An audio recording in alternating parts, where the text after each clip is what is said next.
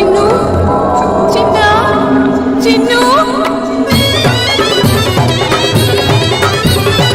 കേട്ടിട്ടുണ്ടോ നിങ്ങൾ കണ്ടിട്ടുണ്ടോ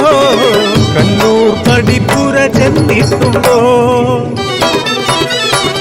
കാലത്തിനോർമ്മ തെറ്റുപോലെ മായാത്തരക്ത കരയുമായി മാറാല കെട്ടിയ എട്ടുകെട്ടും തേങ്ങിക്കരയുന്ന പടിപ്പുരയും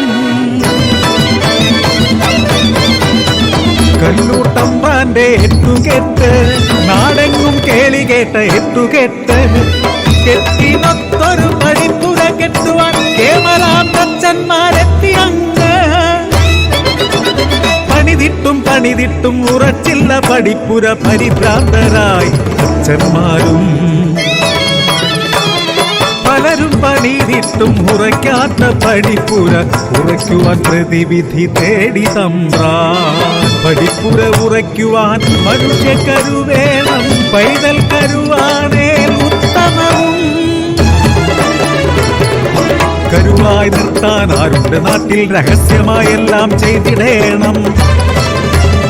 ൂരാകെ തിരഞ്ഞു തമ്പ്രാന്റെ ചാരന്മാർ ഒന്നില കണ്ണുകൾ കുടിയിലെത്തി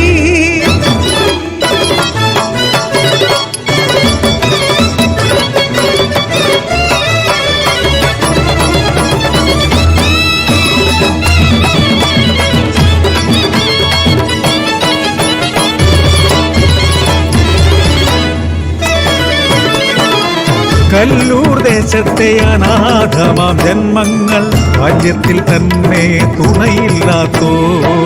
പട്ടിണി മാത്രം കൂട്ടായവർ എന്നും ചിന്നനും ചിന്നവും ചിരുതേയും ഉണ്ണിക്കിടാങ്ങൾ തൻ വിഷപ്പകത്താനവൾ വീടുകൾ തോറും വിറ്റതെന്നും അരവയർ കഞ്ഞിക്ക ചിരുതേയി പോയപ്പോൾ തമ്പ്രാന്റെ കിങ്കരർ കുടിയിലെത്തി വിശപ്പകത്തിയിടാമെന്നു കൊതിപ്പിച്ച ചിന്നനെ ചിന്നൂനെ കൊണ്ടുപോയി ആരും അറിയാതെ കൊണ്ടുപോയി പടിപ്പുരക്കെട്ടിന്റെ അടിത്തറ കുഴിയിൽ പഴക്കുല ഇറക്കി ചൊല്ലിയവർ മതി വരുവോളം കഴിച്ചുകൊള്ളൂ നിങ്ങൾ കുഴിയിലിറങ്ങി കഴിച്ചുകൊള്ളൂ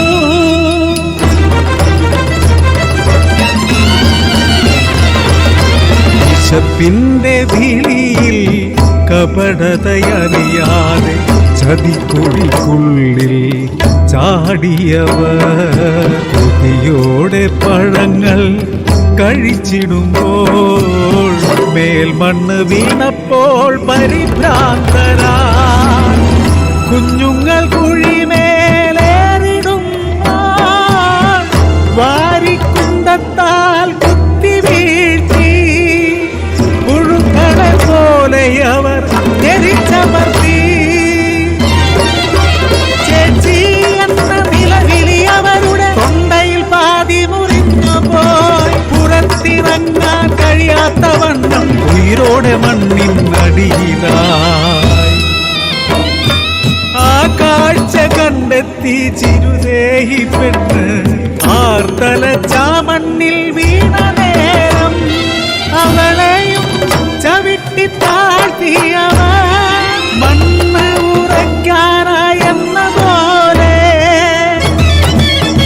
പുറം ലോകമറിയാതെ കരുചേർത്തു പണിതവർ തമ്പ്രാന്റെ പടിപ്പുരക്കെട്ട് വാസ്തുകലയുടെ അത്ഭുതമായി 10 നാൾ കഴിഞ്ഞു പടിപ്പുരക്കെട്ടിന്റെ ഉള്ളിൽ നിന്നൊരു ശബ്ദം ദിനം കഴിയും തോറും കൂടി വന്നു പടിപ്പുരക്കെട്ടിൽ തേങ്ങലോടെ കാലത്തിൻ